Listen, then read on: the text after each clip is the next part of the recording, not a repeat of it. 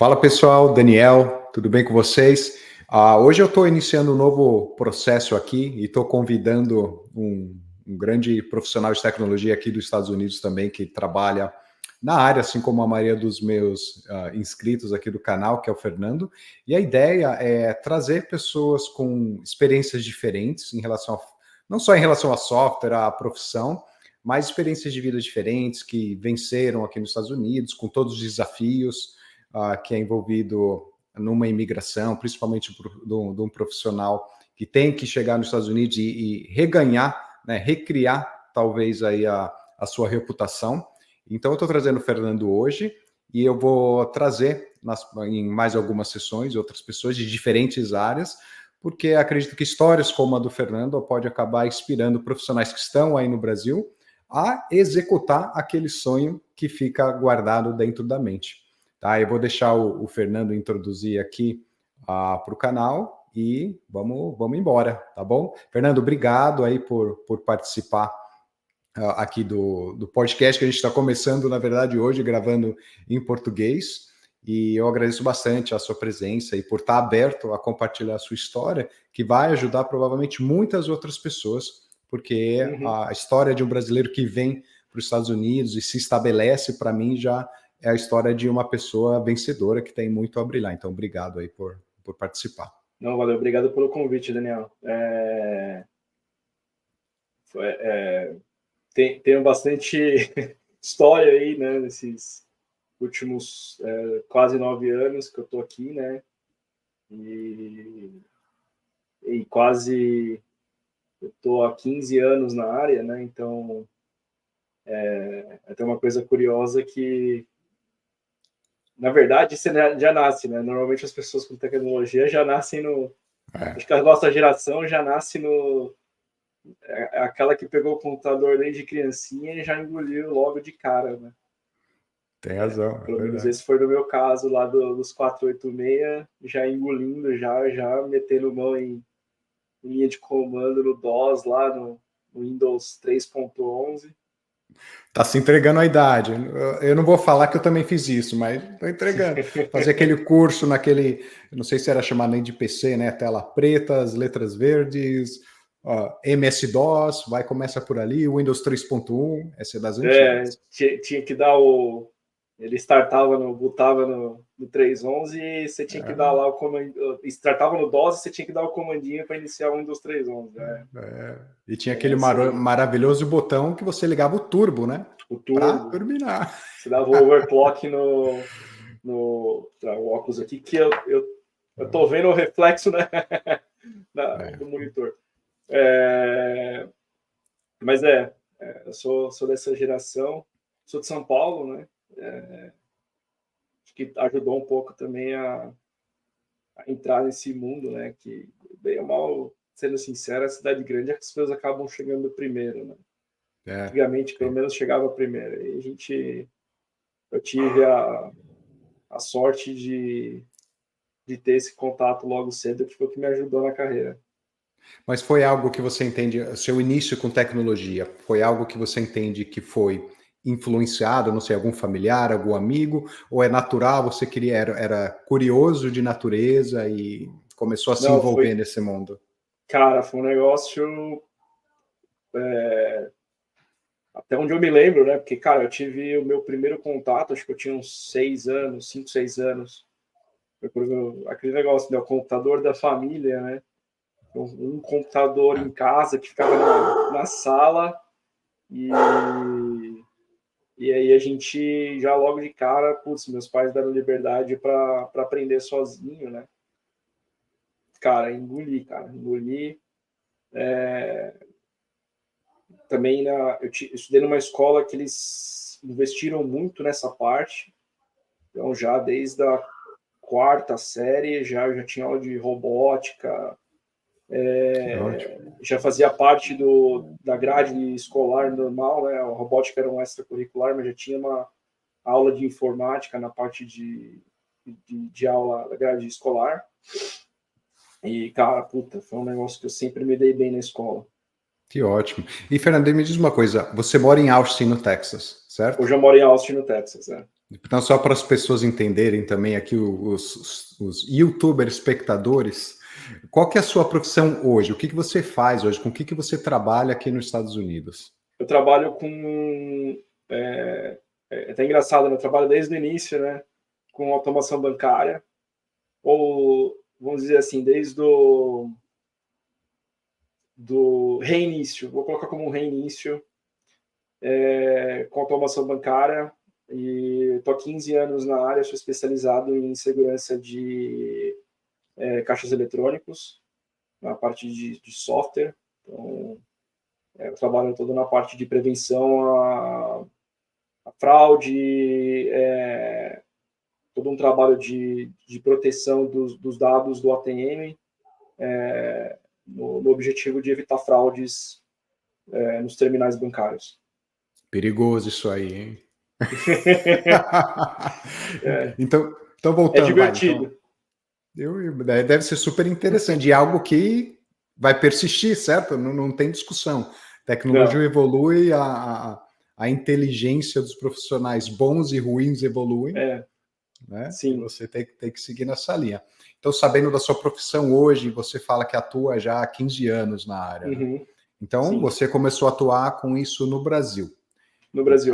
E aí a gente volta nesse assunto, como você começou com tecnologia, aí você comentou já sobre isso, até Uhum. que em determinado momento vai crescendo, olha, seus 16, 17 anos, e aí você optou profissionalizar, seja um curso técnico ou uma faculdade. Como é que É, isso aconteceu? Como é que é um pouco da sua educação? no meu caso, é até engraçado, é uma coisa interessante. Quando eu estava com uns 15, 16 anos, foi até uma história engraçada. Cara, eu queimei o HD do meu PC, e aí minha mãe falou: Cara, não, peraí, vamos. Eu já tinha uma boa noção de como era, mas existia aquele negócio de jampear HD, eu jampeei errado e queimou o HD de casa. E E detalhe era que o não único. era, para a galera mais nova, não era tão simples como é hoje em dia, que você vai Não, num Best Buy, você vai comprar um HD e às vezes é mais baratinho. Naquela época era muito dinheiro. eu estava falando de um HD de 20 gigas, hein?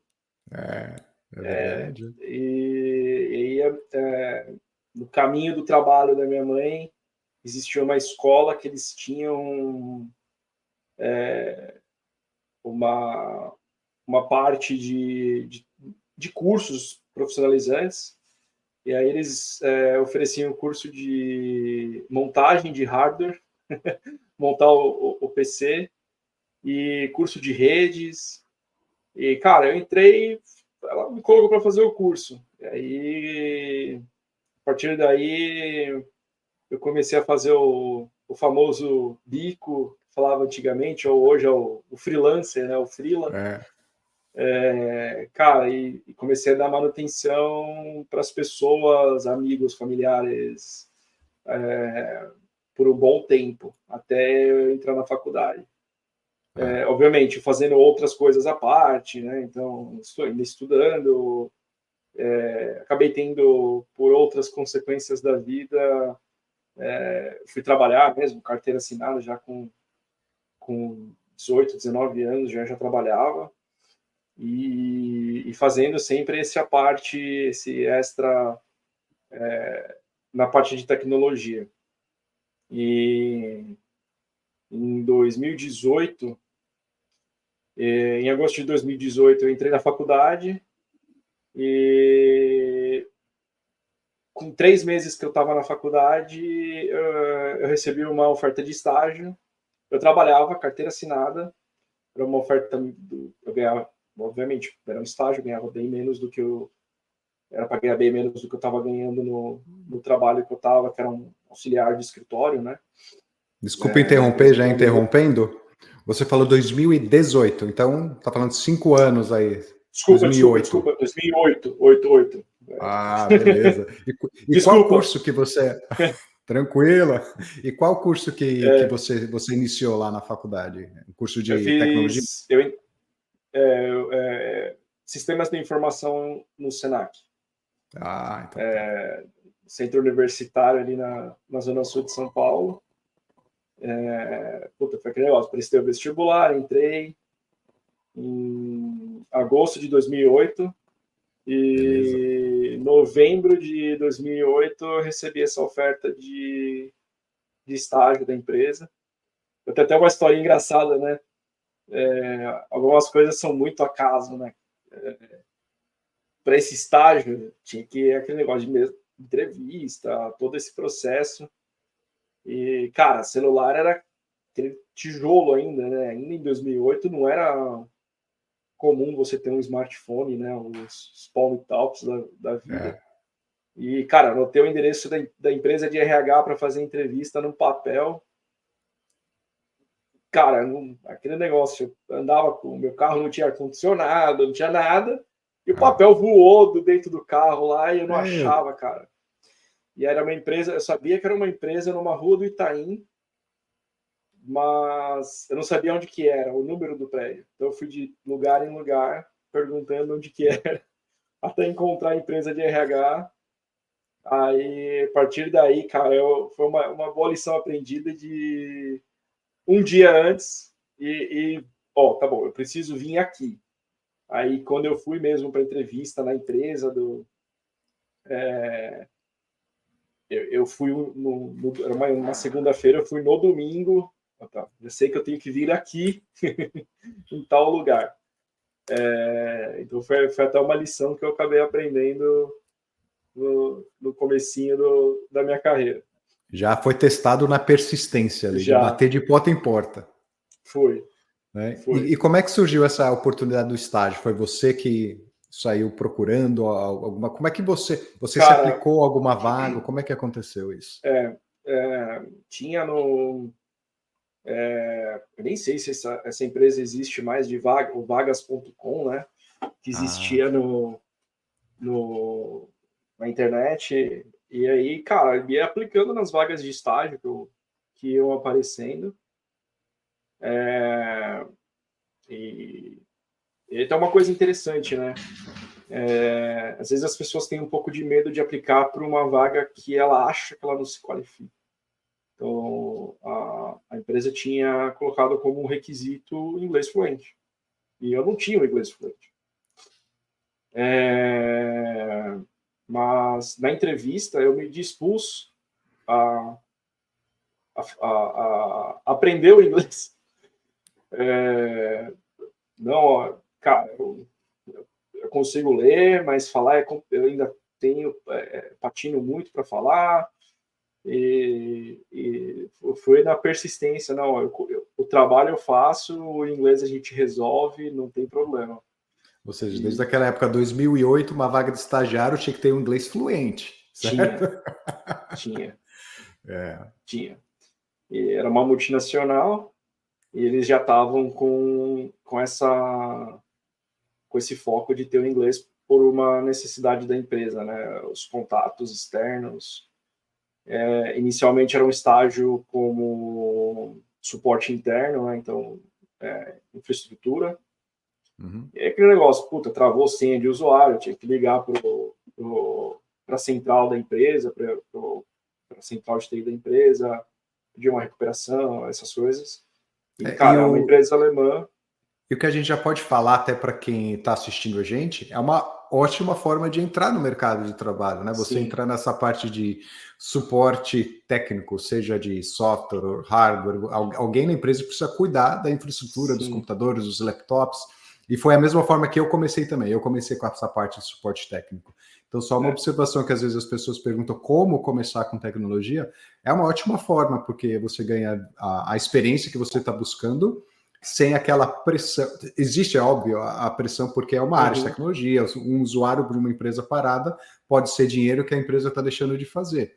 Mas acho que eu entendo que é uma das áreas de tecnologias que menos tem aquela pressão que vem de grandes corporações. Então eu acho ótimo, só queria aí pontuar isso. E aí eu tinha um diretor, cara, ele era sensacional.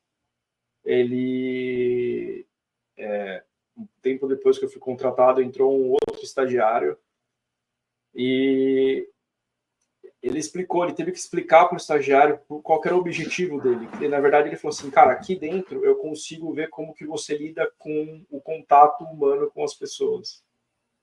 Porque era o mesmo diretor que era chefe de uma área de professional services para os clientes da empresa, da multinacional. E ele falou, aqui eu consigo te moldar para colocar você depois dentro de um cliente, para você dar o suporte para um cliente. Então, também é uma forma da empresa te moldar, né? Quando você está entrando numa vaga de estágio, eles vão te moldar para estar pronto para atender um cliente. A forma, o tato, como você vai tratar um cliente, como você vai conversar com um cliente. Foi muito importante para mim e para esse outro estagiário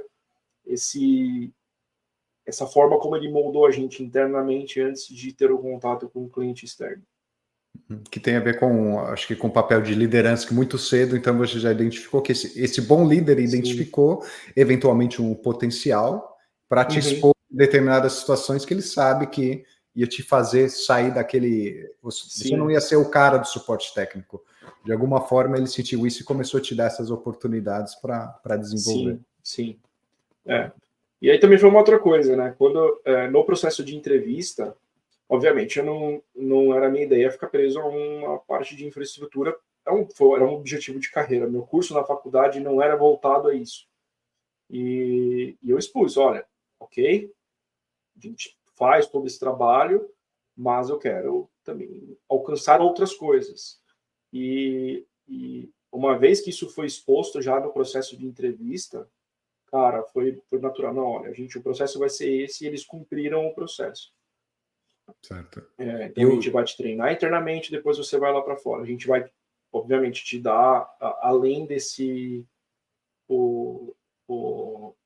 moldar você a atender um cliente, a parte técnica também a gente vai te treinar, porque é uma coisa específica. E aí, aos poucos, eles foram introduzindo a essa parte de automação bancária e ao contato com os clientes. Então, a empresa que você trabalha hoje é a mesma que você trabalhava quando você iniciou no estágio? Não. Eu É? fiquei quase 14 anos trabalhando com eles. No ano de 2022, eu recebi uma oferta de um dos clientes que eu atendi aqui nos Estados Unidos, e eu resolvi aceitar a oferta deles por algumas, além da questão profissional, algumas questões pessoais também. Que legal. Então deixa eu voltar. Então, nessa empresa você ficou 14 anos. Você entrou como 14 estagiário. anos. E aí, depois de 14 anos, qual que era a sua posição ali? O que você entrou dando suporte técnico ali? Não, E eles foram eu entrei como estagiário, né? Um estagiário da parte como de tecnologia. estagiário. Fiquei 2 anos. Uma outra coisa também que, de novo, eu sempre gosto de falar, né? Quando eu compartilho as minhas histórias, nunca me considerei o melhor aluno, nunca me considerei o melhor profissional, mas eu sempre estive muito aberto às coisas, Certo. aberto a ajudar, aberto a aprender. E existia uma limitação da empresa, apesar de ser uma multinacional, a oferta era ser ao final do estágio, né? Então, por causa, eu não sei como está agora a lei brasileira, mas na época, né, em 2010, eu tinha um prazo de 2 anos dentro do estágio da empresa. No final desses 2 anos, a empresa tinha que fazer uma decisão, contrata ou demite, né? Ou, na verdade, não contrata e a pessoa tem que buscar um outro emprego. E eles me ofereceram uma vaga como terceirizado. Então, não era um funcionário da empresa, não tem os benefícios de participação de lucros, etc. Era uma manobra que a empresa tinha para poder manter as pessoas, não dependendo de aprovações externas, etc. E quando eles me ofereceram, cara, aceitei, vamos, acredito na empresa, vamos embora. E aí, a partir desse momento, eu entrei. Então, foram 2 anos estagiário, analista júnior, e durante eu fiquei 3 anos ali entre júnior pleno. Ao final desses 3 anos, eu fui contratado pela empresa como um analista pleno. E aí eu já incorporado dentro da empresa. Então, quando teve a oportunidade, a empresa me contratou. Que ótimo, interessante. Aí, com isso, no ano de 2014, eu já como funcionário da empresa, já tinha, né, bem ou mal, já tinha uma bagagem dentro da empresa, porque já tinha um bom tempo, se você for colocar, já são 5, 6 anos ali dentro da mesma empresa. Uma outra coisa que eu também considero muita sorte, assim, onde eu estava localizado, o escritório que eu ficava, era o escritório da diretoria, era perto dos diretores, então eu tinha muito contato externo. E eu nunca tive problema, mesmo ali na dificuldade da barreira da língua, conversar com as pessoas. Então eu tive muito contato com alemão, com espanhol, que eram os escritórios que a gente tinha contato dentro da mesma empresa. E cara, numa dessa, o gerente global de um produto que eu trabalhava,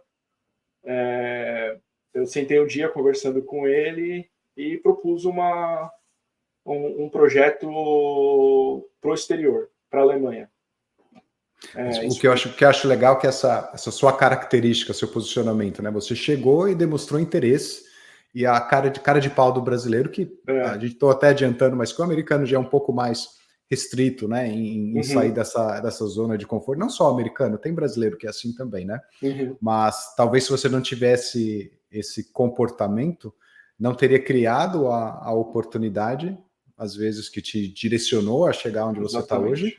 E o mesmo comportamento, eu tenho certeza absoluta que te ajudou quando você chegou aqui a se reinventar em relação a como lidar com desafios para a sua vida pessoal e sua vida profissional. Então, isso acho que é interessante frisar, a importância dessa versatilidade, talvez da resiliência, né? De entender, eu não sei tudo, mas eu quero saber, e você vai com a cabeça.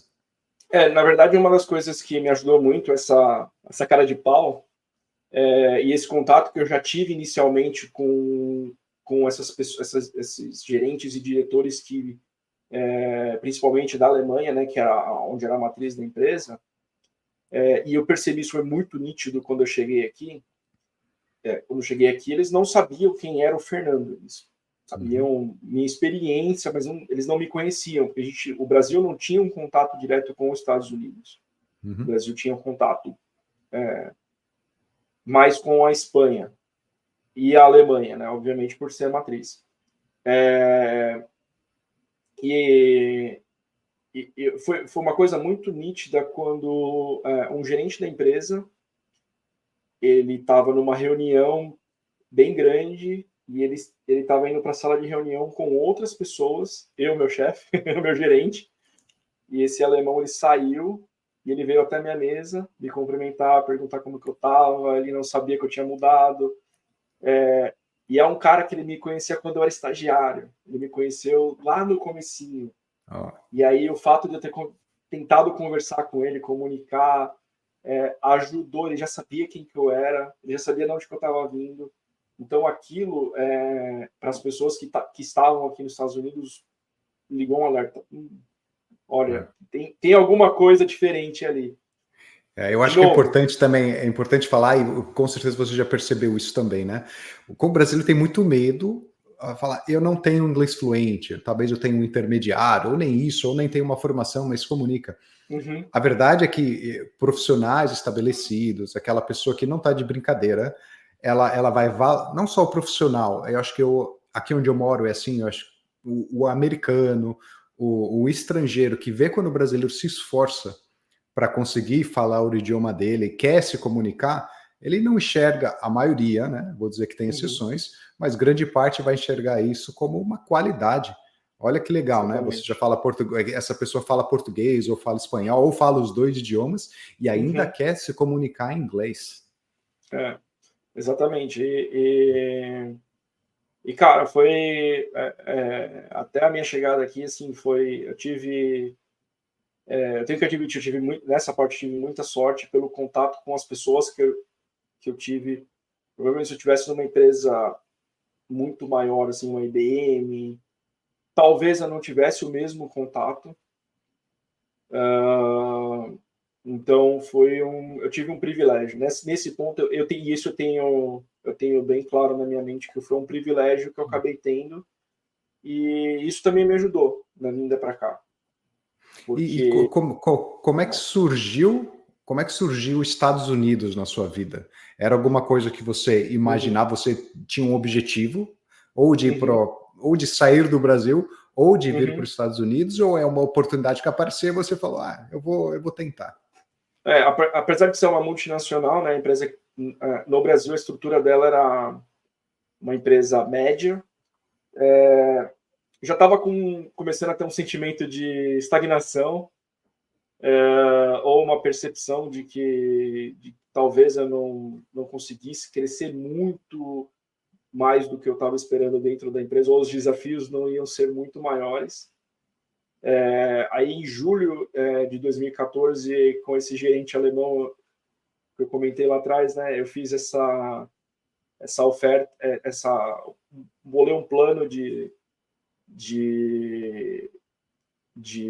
era um plano meio de suporte para a empresa, um apoio interno ao produto que a empresa oferecia, né, aos clientes.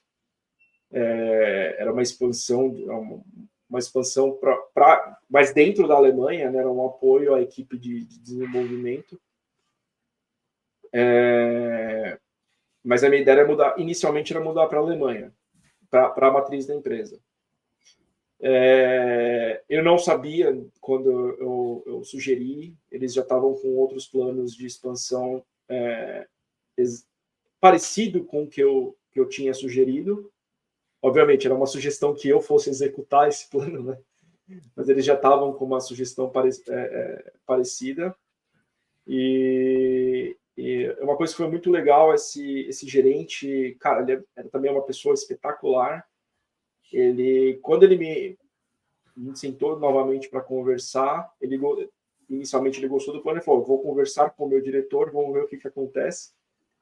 E na semana seguinte ele me retornou, olha, está acontecendo isso, a gente estamos montando uma estrutura, não vai ser aqui na Alemanha, vai ser na Holanda, mas é um projeto parecido, porém, eu tenho um cargo parecido, né, em outros 3 países, que era Polônia, República Tcheca e Estados Unidos. E aí ele deu aquele empurrãozinho inicial, né, ele fez a recomendação inicial para o Research Manager aqui de Austin, e a partir daí foram 4 entrevistas, 6 meses de processo. Era até engraçado que... Como é que estava o inglês na hora da entrevista? Cara, assim, a parte técnica eu conseguia me virar muito bem, mas na hora do nervoso é aquele negócio, cara, putz, faltam palavras, é complicado. Talvez o que contribuiu foi também o seu histórico, né? As pessoas ali acabavam te conhecendo, então sabe que você ia dar conta do trabalho. Né? Ali, quando eu fiz o processo de entrevista Estados Unidos, eu não conhecia ninguém. Era uma coisa assim... a gente não tinha contato nenhum com o escritório dos Estados Unidos. Era um mundo à parte. De novo, a única referência que eles tinham era esse gerente global, né? Então ele fez a recomendação, olha, vocês estão procurando um funcionário com esse perfil, eu tenho um cara no Brasil, entreviste e vê se gosta. E aí a gente, cara, foi uma entrevista inicial com o Research Manager, 2 entrevistas, eu lembro direitinho, foi agosto e outubro com um engenheiro sênior, e em dezembro de 2014 com o Research Manager de novo. E aí, nesse meio tempo, existia uma falha da empresa, né, no Brasil, que por questões de custo, eu não tinha uma certificação oficial para o produto que eu trabalhava. Eu tinha conhecimento, já tinha experiência, já era uma coisa que acabou sendo mais pro forma para mim, no caso, né, para tirar esse processo de certificação, mas eu não tinha oficialmente. E aí esse gerente, ele, independente dessa parte da entrevista, ele forçou o meu gerente do Brasil, não, ó, tem que mandar o Fernando para fazer lá o processo de certificação. Ah, mas pô, já está assim. Não, é obrigatório. Independente do que esteja acontecendo em paralelo, é obrigatório. E aí, na verdade, não, era um empurrãozinho a mais que ele estava me dando ali para esse processo de entrevistas. Certo, E, cara, mais uma habilidade ali para você demonstrar, um skill, né? E aí eu fui, cara, foi uma coisa também doida, assim, que eu fui sozinho para a Alemanha, falava muito pouco inglês, mas fui sozinho para a Alemanha, fiz o processo de treinamento e certificação da empresa, fui e voltei, e aí, ao final desses 6 meses, eu lembro direitinho, foi ali para dia 15 de dezembro,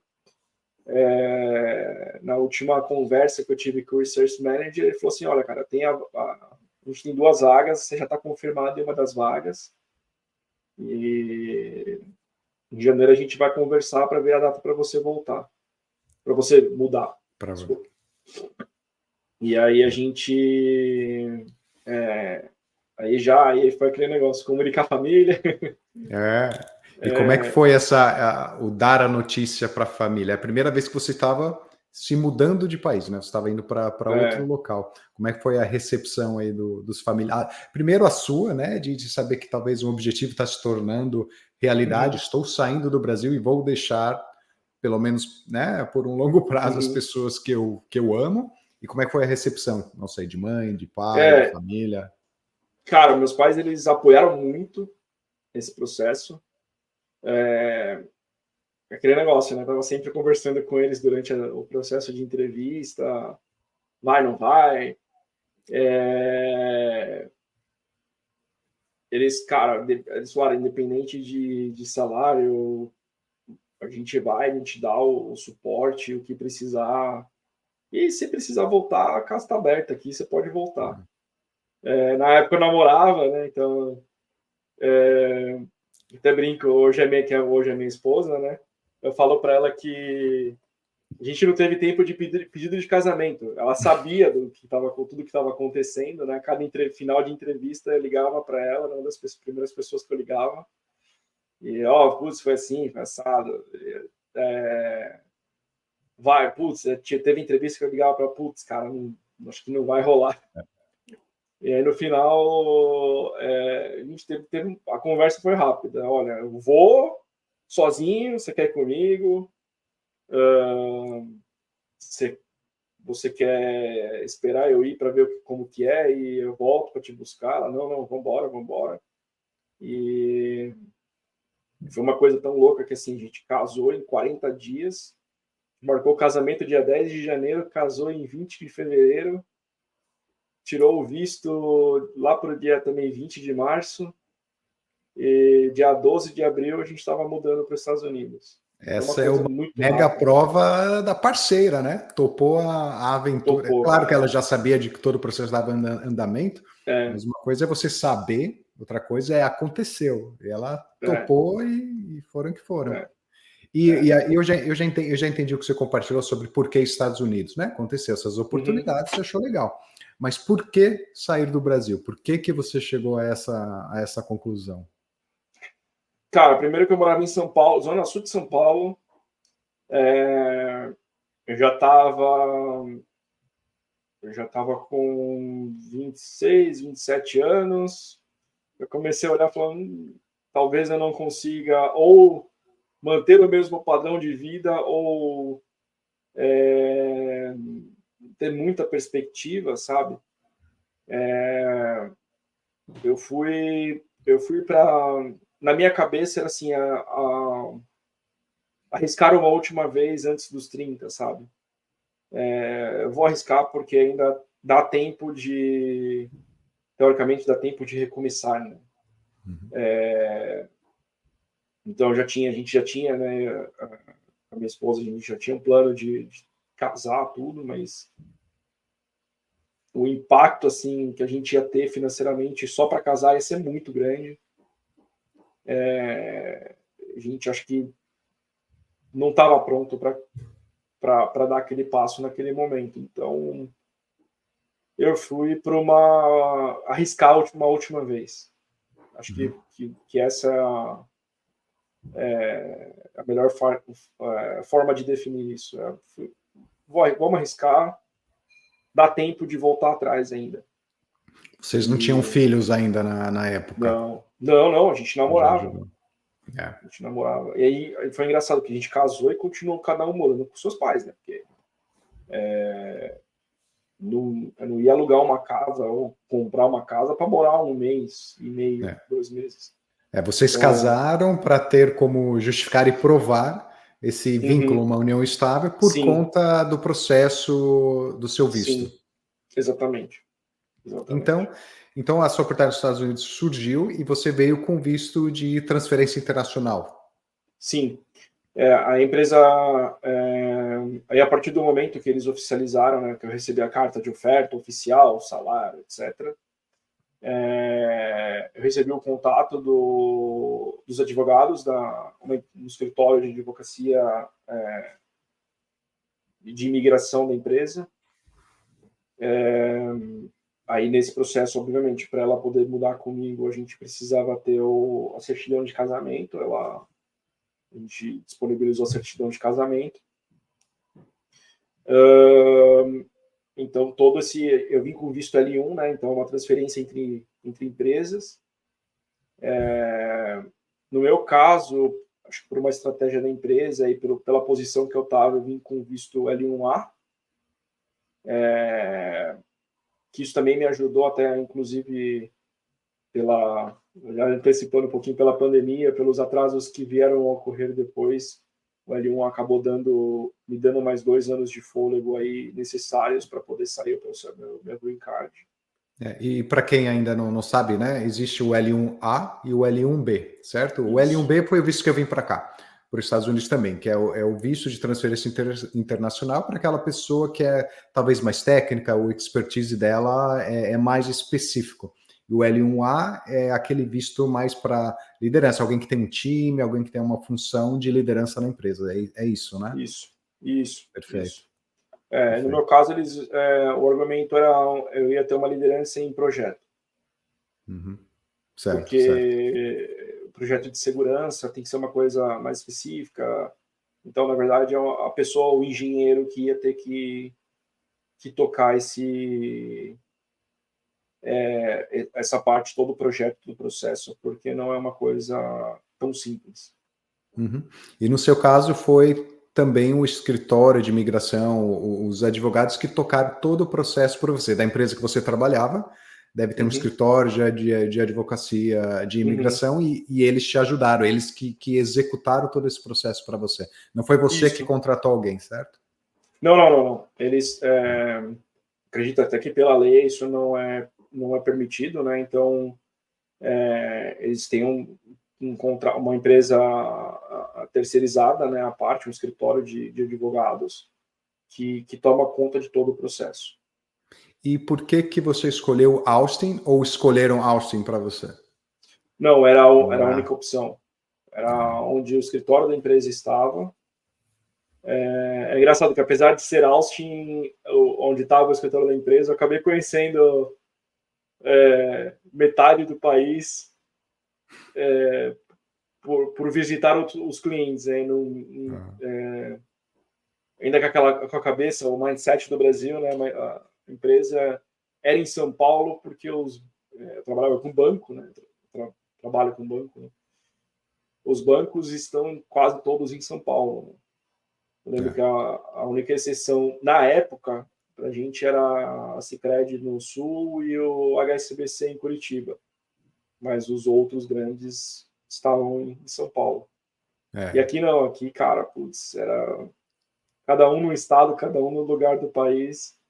E foi bem interessante, assim, foi bem diferente.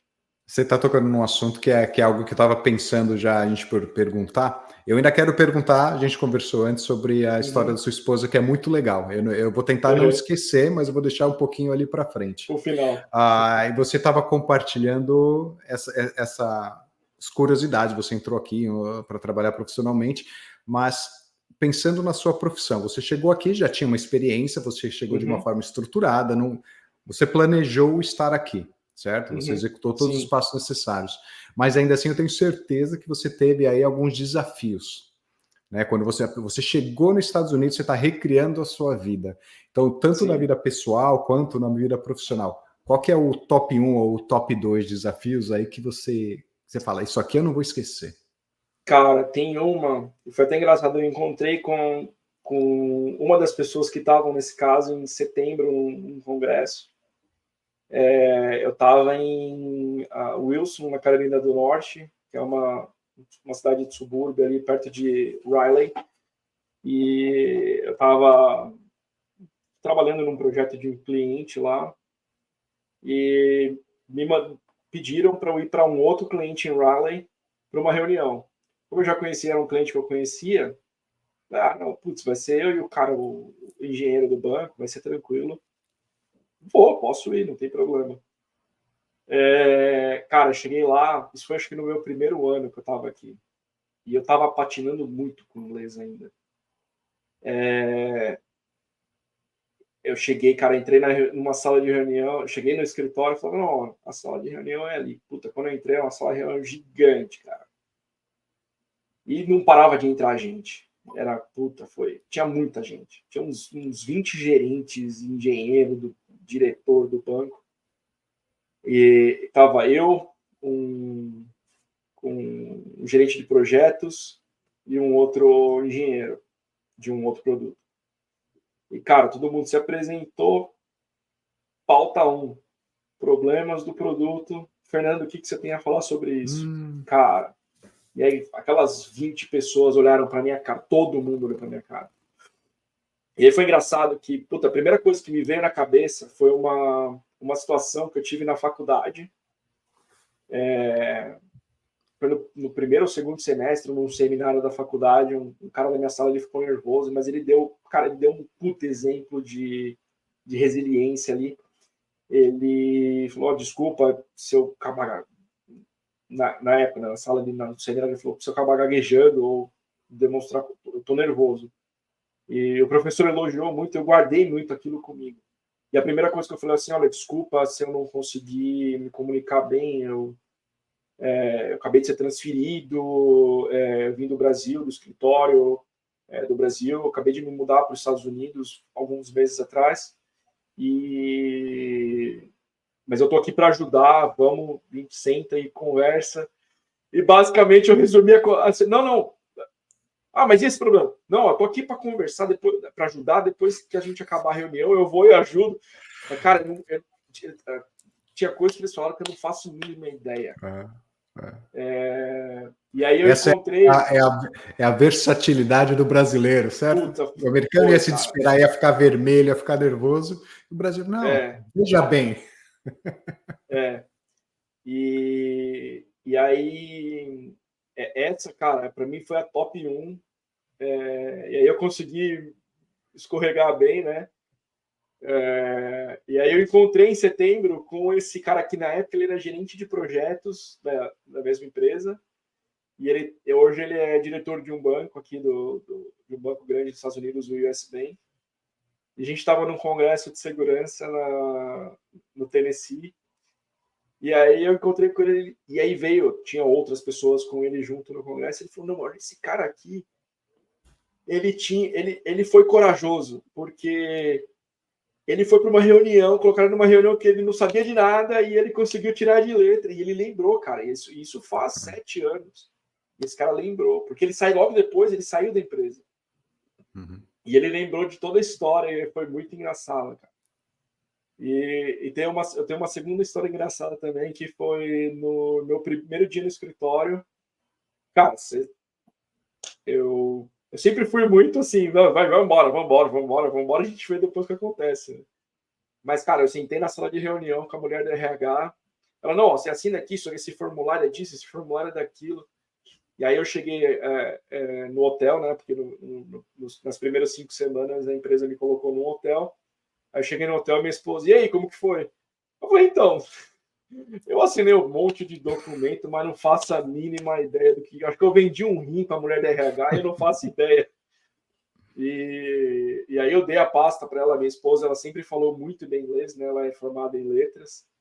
E aí ela foi lendo lá e ela, cara, ela também, mas daquele negócio, e quantos por cento você vai dar do seu salário para imposto? E, cara, a gente não tinha a mínima ideia, entendeu?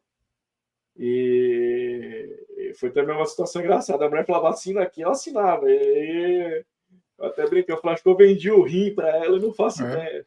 Já tá com a cabeça cheia, né? Tanta coisa acontecendo ao mesmo tempo, chegando aqui, eu vou ter que ficar me preocupando. Você tem que confiar, né? Tô assinando aqui, contando que a empresa está fazendo o trabalho dela, né?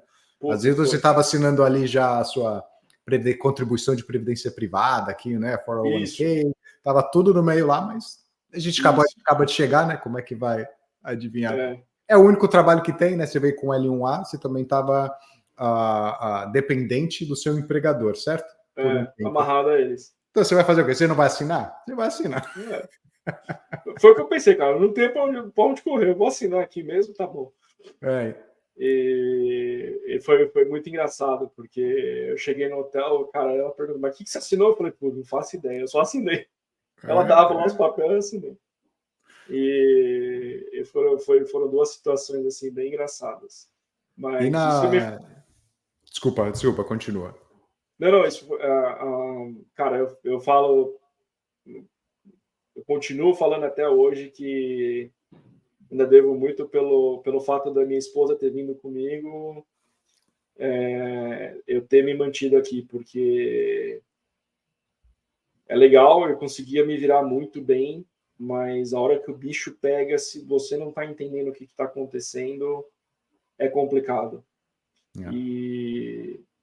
E aí ela me ajudou muito aqui, muito. Então, assim, desde no início, assim, alugar um apartamento e ler contrato e tem cidade que você pode escolher até a companhia elétrica que você vai pagar para onde que vai o seu dinheiro da energia elétrica, etc.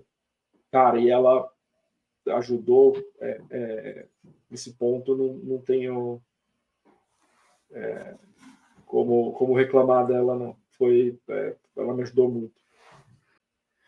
Beleza, Fernando, deu um probleminha aqui na transmissão, mas estamos de volta. E como é que... Você está em Austin aí, falou há 8 ou 9 anos?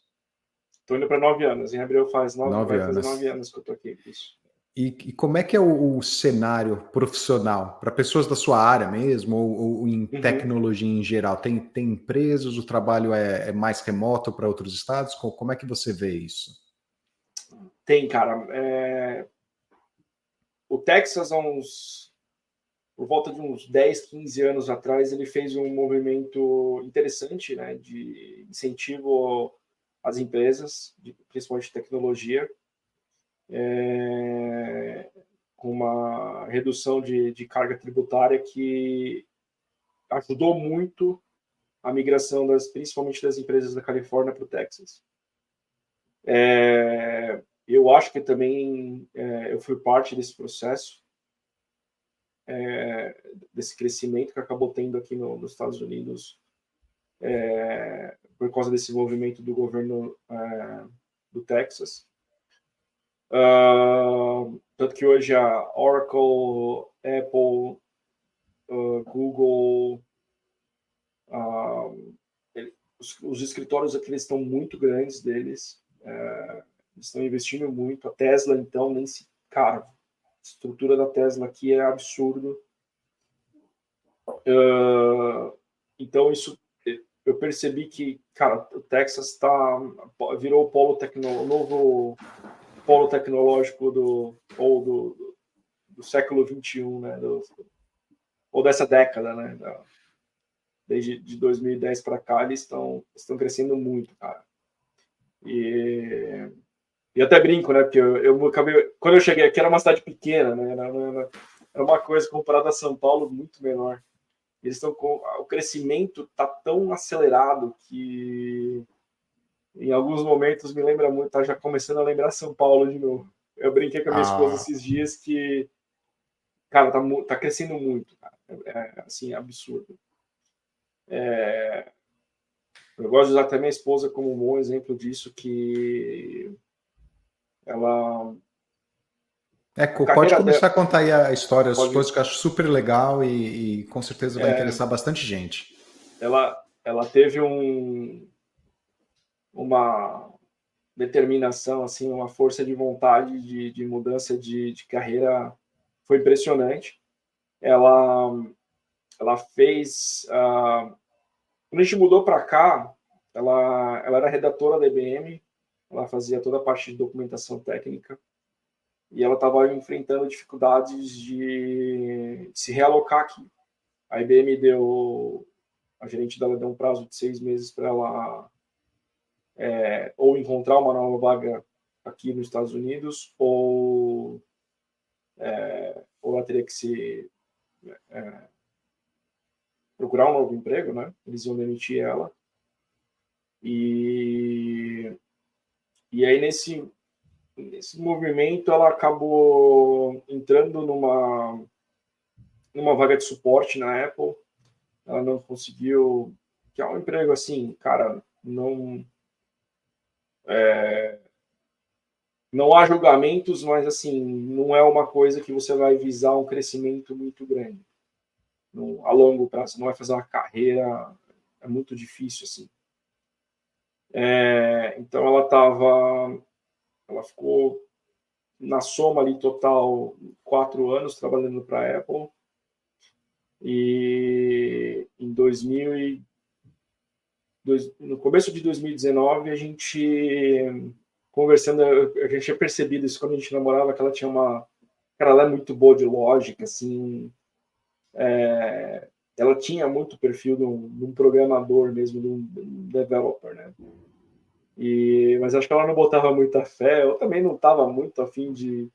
Ela fala, não estava afim de fazer outra faculdade, ela já tinha pós-graduação, não estava afim de fazer outra faculdade. E aí um dos nossos amigos aqui que a gente acabou fazendo aqui no Texas, ele falou, olha, existem cursos intensivos que vão te ajudar a se realocar no mercado. Você vai ali gastar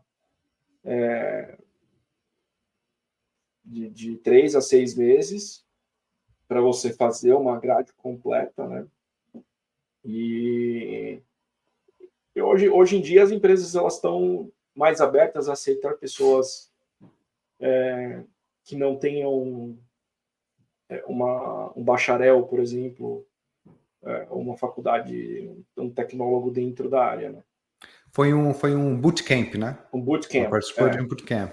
E aí, até isso. para o pessoal que está no Brasil, grande maioria das vezes, pelo que eu converso com as pessoas e pelo que eu vejo, o que o Fernando está falando é a realidade. Às vezes, um bootcamp vai ser mais valorizado do que uma própria formação, pelo menos na área de tecnologia, certo? Uhum. Um bootcamp, às vezes, é mais valorizado do que uma formação, um bacharel, algo do tipo, porque é intensivo. Né? São 6 meses ali, todo dia, exercício em casa, tem que focar. Então, depois desse período, apesar de ela ser nova na profissão, ela absorve muito conhecimento, certo? Exatamente. E aí ela estava. Aí o que aconteceu com a gente, né? A gente tem uma filha que na época ela tinha 2 anos. Era um investimento alto. Cara, putz, foi assim: a gente rebolou. Minha mãe veio, minha mãe ajudou a gente por quase 4 meses aqui. Ela abdicou da vida dela pessoal. Então, cara, não via mais amigos, passava tempo mínimo com a nossa filha. Eu que acabei tocando bastante coisa com ela. E, cara, ela mergulhou de corpo e alma nesse curso para conseguir mudar de carreira. Ela começou o curso em fevereiro, era um curso que ia até agosto. na própria Universidade do Texas, né? Vários lugares oferecem isso, né? E até uma coisa bem, só fazendo um parênteses, né? As pessoas falam, nossa, putz, queria estudar em Harvard, MIT. Eles oferecem coisas também à parte esses mesmos bootcamps, à parte, cara, e bem ou mal, vem com esse mesmo nomezinho. Olha, eu fiz um bootcamp na MIT, eu fiz um bootcamp em Harvard, cara, vem, sabe? Porque você vai ter um diploma, no final do processo você vai ter um diploma, isso, bem ou mal, existe uma carga ali, o nome ajuda, contribui. Até para o pessoal ter uma ideia, pelo menos bem alto nível de custo, eu recentemente conversei com uma pessoa que trabalha na UCF, e eu estava conversando sobre o bootcamp de Dev, né? E o custo ali estava saindo entre 7 e 8 mil dólares para um prazo de 6 meses. Mas, assim, de novo, é super intensivo, o currículo é gigantesco. E, por aí o valor? A gente acabou escolhendo da Universidade do Texas, né, na UT, nos Longhorns. A gente fez um investimento à vista de 11 mil na época, 11 mil dólares.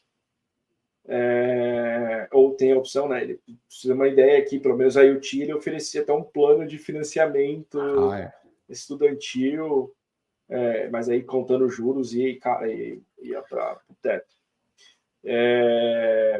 E aí, cara, foi uma coisa que, assim, antes dela acabar o curso, em agosto de 2019, ela já estava entrando como desenvolvedora júnior no Walmart.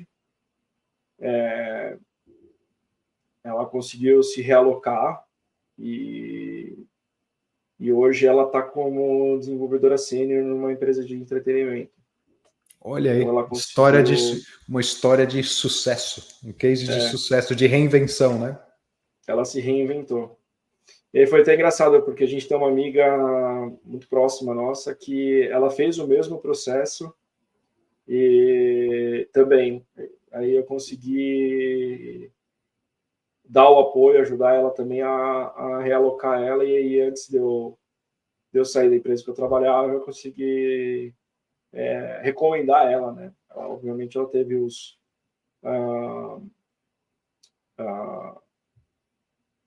como fala? Fugiu a palavra agora. Ela teve, com as próprias pernas, ela conseguiu passar no processo de entrevista, mas eu consegui dar um apoio para ela também fazer o mesmo movimento. Ela vinha de uma outra área, mas ela fez o mesmo caminho com uma outra escola. Ela também abdicou por meses da vida dela para poder fazer o mesmo bootcamp que minha esposa fez, e hoje ela trabalha como desenvolvedora também. Que ótimo. E sua esposa, ela é full stack ou ela é front-end? Ela é mobile developer. Mobile, que legal. Hoje ela tem até brinco que alguns aplicativos dela existe um aplicativo interno do Walmart que é dela, hoje chama Guide. Ela participou desde o início do projeto, era o bebezinho dela.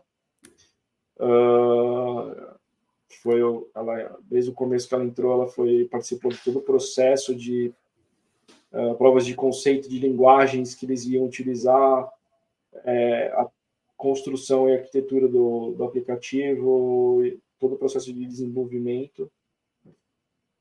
Hoje ela está no ano passado ela migrou para uma outra empresa chamada Endeavor, que é a empresa que faz os aplicativos do UFC Fight Pass. Eu não lembro o nome, tem um aplicativo de leilão que eu não lembro o nome. O PBR, né, que é o circuito de rodeio. Esse ela também trabalhou bastante nesse aplicativo, é novo o aplicativo que eles têm hoje. E hoje ela está trabalhando no aplicativo das Olimpíadas de Paris. Olha aí. Desse ano de 2024. Que legal. Então, que história motivadora, certo? Porque envolve essa reinvenção, envolve a dedicação. O que eu acho muito legal, escutando a sua história, é essa parceria entre você e sua esposa, porque eu acho que isso, até para quem está assistindo a gente, é chave. Se você está vindo aqui com a esposa, com o marido, não acho que porque você quer, ela não quer, vai dar certo, vai ser difícil.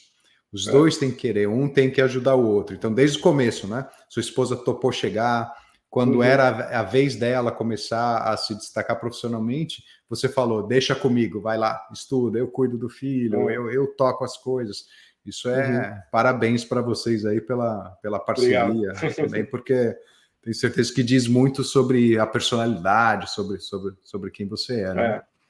Mas, legal. E Fernando, desculpa, vamos lá, segue aí. Não, cara, e assim, como eu falei, ela me ajudou muito nos primeiros anos aqui, e, cara, por várias vezes, assim, ela segurou muito a barra quando precisou. Então, foi exatamente, cara, é parceria. Legal. Então, se alguém perguntar hoje para você, Fernando, qual que é o seu cargo? Qual que é a vaga? Se eu entrar no LinkedIn e ter que procurar uma vaga igual da Fernando, qual que é o nome da sua Hoje vaga? eu trabalho eu sou engenheiro sênior de uma empresa chamada FCTI. O FCTI ele é um braço do Seven Holdings, né, que é o grupo que controla o 7-Eleven. Então, hoje a minha empresa ela administra a maior parte dos caixas eletrônicos do 7-Eleven. Então, eu trabalho para uma equipe que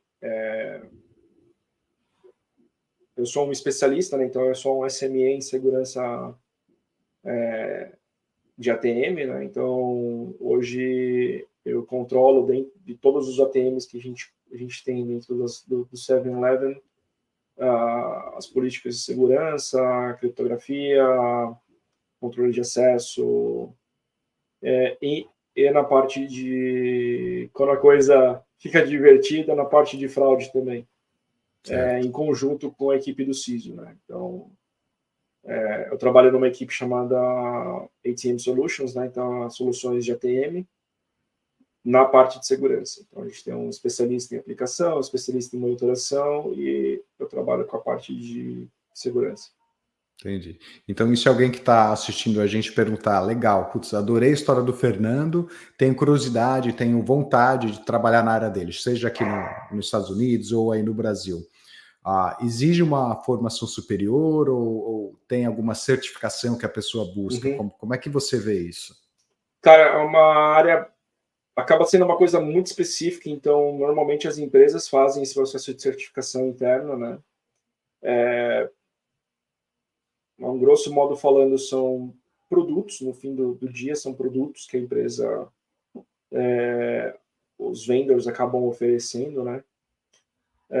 Tanto que eu vim, né?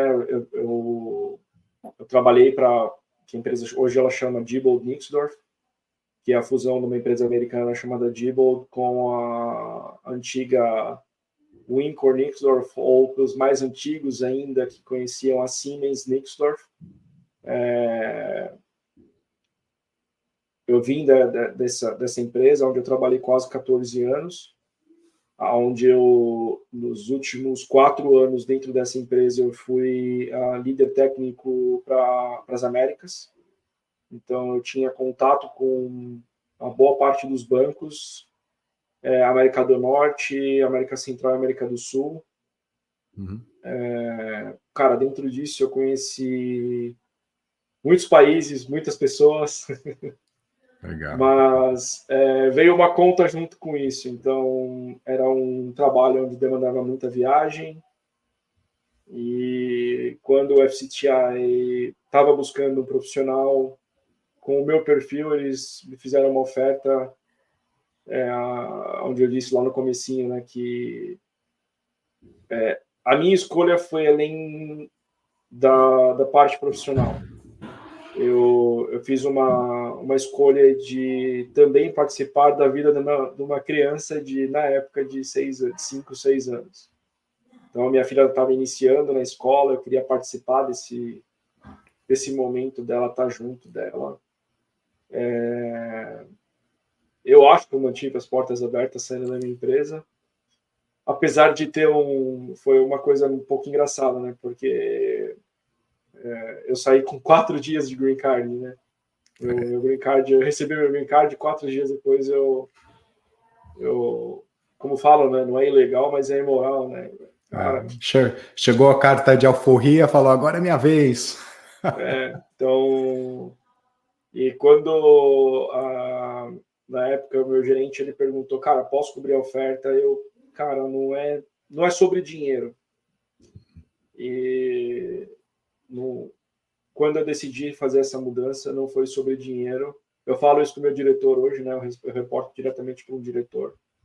E eu falo para ele, cara, eu estou feliz de estar aqui, não pelo dinheiro. Existe um projeto, eu tenho um foco com eles, né? Então, quando eu tive a minha conversa durante esse processo, obviamente, eu fiz um processo de entrevistas com eles, apesar do convite, existiu, de conhecer todo mundo, existiu ok, eu posso fazer isso, isso e isso. Então, foi uma coisa muito bem pensada da minha parte de, olha, eu já sei onde eu estou entrando, você sabe o que eu posso te oferecer e até onde eu posso ir. E por os dois lados foi muito claro. E como é um trabalho trabalho de casa, né? Então eu trabalho hoje totalmente remoto. Foi uma coisa que, para mim, foi além do dinheiro. Foi uma escolha que eu queria participar da vida da minha filha, que para mim foi muito importante. Ou seja, na sua trajetória, né, chegou nos Estados Unidos, acabou aceitando aquilo que estava te oferecendo em todos os diferentes aspectos, né? Qualidade de vida, vou ter que viajar financeiramente, é o que tem, tá ótimo, né? Vai chegar. Mas aí você estabilizou, ganhou a sua estadia aqui, ganhou o seu green card, e aí você tomou as rédeas, né? Conseguiu tomar rédeas da sua vida. Aconteceu a mesma coisa aqui comigo também. É libertador, né? Esse momento. Eu acho que é uma boa colocação. Assim, acho que foi um momento que eu pensei um pouco mais em mim, pessoa, do que o eu profissional. Faz total sentido. Faz total sentido. Então, e, Fernando, para fechar aqui essa última dúvida, que eu tenho uma pergunta, na verdade, né? Uhum. Pô, tem um pessoal que a maioria das pessoas perguntam como chegar nos Estados Unidos, e a maioria dos seguidores, dos inscritos, são pessoas que têm uma certa formação em tecnologia ou têm uma aspiração a iniciar a sua carreira, a carreira delas em tecnologia. Aí a pessoa quer vir para os Estados Unidos. Com base em toda essa experiência, o que você acha? O que você diria para essas pessoas? Vale a pena, não vale a pena? O que você acha que é importante para elas considerarem nesse momento? É um processo duro, não vou mentir, cara, foi duro. É um processo que você tem que ser forte por muitas vezes, assim. No meu caso, eu fiz 3 renovações de visto até o meu green card sair. Eu tive um processo do green card negado por erros da empresa na época. E aí recomeçar do zero, cara, foi bastante estressante. Eu tive uma pandemia no meio que também atrapalhou bastante. Então, é um processo duro, cara. Você tem que ser forte. É um processo que, cara, te causa uma ansiedade, querendo ou não. Mas foi uma escolha de vida que eu queria ter. Eu já não conseguia mais me sentir em São Paulo, ou a vida de São Paulo, eu já não conseguia me pertencer mais àquilo. Eu queria mais do que aquilo. Eu queria ter outras experiências, falar outras línguas, não sair só daquele curso de inglês, sabe? Eu queria mais. Então, assim, é um processo doído, mas que, cara, eu não me arrependo um momento. Eu faria tudo de novo. Isso é importante, né? Até transformou sua vida, assim, porque influenciou a sua personalidade, como você enxerga a vida, né? O que sair do país te trouxe, assim? O que você acha que é o mais importante? Amadurecimento. É um amadurecimento gigantesco, assim. E, na verdade, cara, eu tive, além de tudo, eu conheci, pela posição que eu tinha na Diebold, né? Eu conheci outros países, eu conheci outras culturas, eu tive outras experiências. E, cara, é assim, isso é impagável, sabe? Isso não tem dinheiro que pague. Quer dizer, teve, né? Eu trabalhei para isso, mas... E hoje está colhendo os frutos. Mas, assim, cara, foram coisas impagáveis, assim, experiências impagáveis que eu tive que foram... cara, que formam as pessoas, não tem o que falar, cara. Que me ajudam muito hoje no trabalho que eu executo em outra empresa. Eu converso com o meu diretor, olha, a gente vai fazer isso porque lá atrás eu já vi acontecer isso, isso e isso. Então, ajuda muito, sabe? Cara, experiência de vida é o que conta. Vai além do dinheiro, cara. Não, foi muito além do dinheiro. Eu sempre fui além. Eu nunca pensei no valor financeiro daquilo. Eu nunca fiquei focado, não, olha, meu salário.